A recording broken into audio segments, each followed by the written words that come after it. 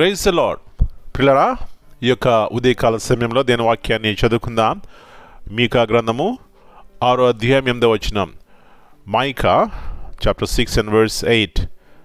మనుషుడా, ఏది ఉత్తమమో అది నీకు తెలియజేయబడి ఉన్నది. న్యాయముగా నడుచుకునుటయు, కనికరమును ప్రేమించుటయు, దేని మనసు కలిగి నీ దేవుని ఎదుట ప్రవర్తించుటయు. ఇంతే కదా యెహోవా నిన్ను అడుగుచున్నాడు. He has shewed thee, O man, what is good, and what doth the Lord require of thee, but to do justly, and to love mercy, and to walk humbly with thy God. యేసు ప్రభువు యొక్క శ్రేష్టమైన నామములో పిల్లరా మీ అందరికీ శుభములు తెలియజేస్తున్నాను.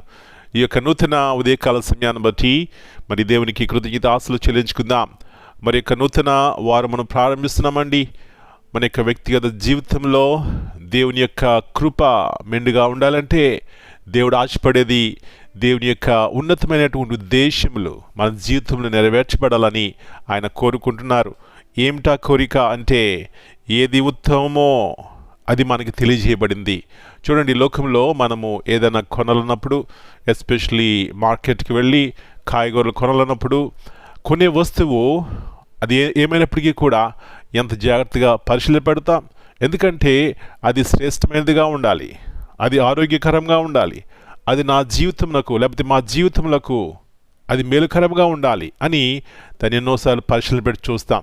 పిల్లరా, ఈ లోకంలో మనం జీవిస్తున్నప్పుడు మన యొక్క జీవితము ఉత్తమమైనదిగా ఉండాలంటే చాలా మంచి క్వాలిటీస్ మనం కలిగి ఉండాలి.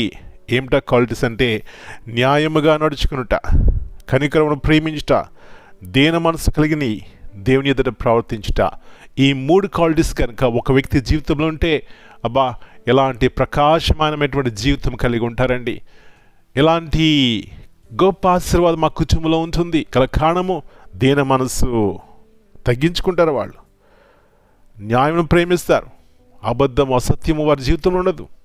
ఇంకా చూస్తే మరి కనికరమును ప్రేమిస్తారు. బైబిల్లో చక్కని మాట ఉంది. యేసు ప్రభువు అన్నారు, కనికరము గలవారు ధన్యులు, వారు కనికరింపబడుదురు. ఈ లోకంలో గనక ఏదైనా స్కానింగ్ మిషన్ మన జీవితాలను స్కాన్ చేసేదిగా ఉన్నట్లయితే ఇలాంటి క్వాలిటీస్, కనికరమును ప్రేమించేవారు, న్యాయముగా నడుచుకునేవారు, పిల్లరా సత్యమును చెప్పేవారు, ఇట్లాంటి వారి జీవితాలు స్కాన్ చేసే మిషన్ ఉంటే ఎంతమంది జీవితాలు వేషధారణగా కనబడతాయండి. ఇలాంటి వేషధారణ తీసివేయడానికే యేసు ప్రభువారు తన విలువైనటువంటి ప్రాణము నీ కొరకు నా కొరకు పెట్టి మన జీవితాన్ని నూతన సృష్టిగా మార్చినారు. ఎంత మంచి దేవుడు మన దేవుడు. కాబట్టి పిల్లరా, ఇలాంటి నూతన జీవితం కలిగి మనము మన కుటుంబాలు జీవిద్దాం. తద్వారా గొప్ప మేలు ఆశీర్వాదం మనం పొందుకుందాం. అలాంటి కృప ఉదయకాల సమయంలో దేవుడు మనందరికీ దయచేయనుగాక. ప్రార్థన చేసుకుందాం. జీవముగల దేవా, పరిశుద్ధమైన తండ్రి, మరి యొక్క నూతన శ్రేష్టమైనటువంటి ఉదయకాల సమయాన్ని బట్టి మీకు వందనాలు చెల్లిస్తున్నాం. ఈ లోకంలో మేము జీవిస్తున్నప్పుడు ఇలాంటి మధురమైన జీవితము, శ్రేష్టమైనటువంటి జీవితము, నిరీక్షణతో కూడినటువంటి జీవితం మాకు ఇవ్వడానికి యేసు ప్రభువా మీరు ఈ లోకంలోకి వచ్చి మీ విలువైనటువంటి ప్రాణం పెట్టి మమ్మల్ని రక్షించుకున్నారు. రక్షణ ఎంత గొప్ప భాగ్యం నాయన. దీని ద్వారా ఇలాంటి శ్రేష్టమైనటువంటి జీవితము మేము జీవించగలము. కనికరమును ప్రేమిస్తాం, న్యాయముగా నడుచుకుంటాం. ప్రభువా, ఎలాంటి గొప్ప ఆశీర్వాదకరమైనటువంటి జీవితము ఈ లోకంలో మా కుటుంబాలు మేము జీవిస్తాం. అలాంటి కృపను ఈ ఉదయకాల సమయంలో ప్రతి ఒక్కరికి దయచేయండి.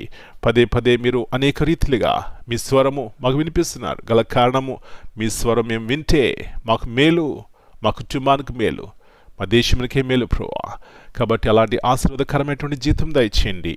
మరొకసారి జ్ఞాపకం చేస్తున్నారు, ఏది ఉత్తమమో అది తెలియజేయబడి ఉన్నది.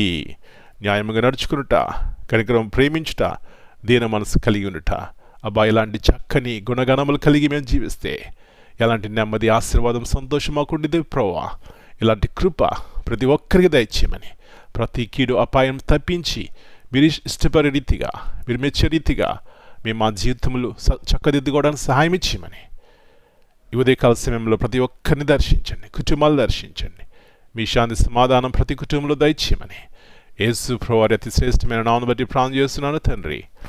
Amen. God bless you all.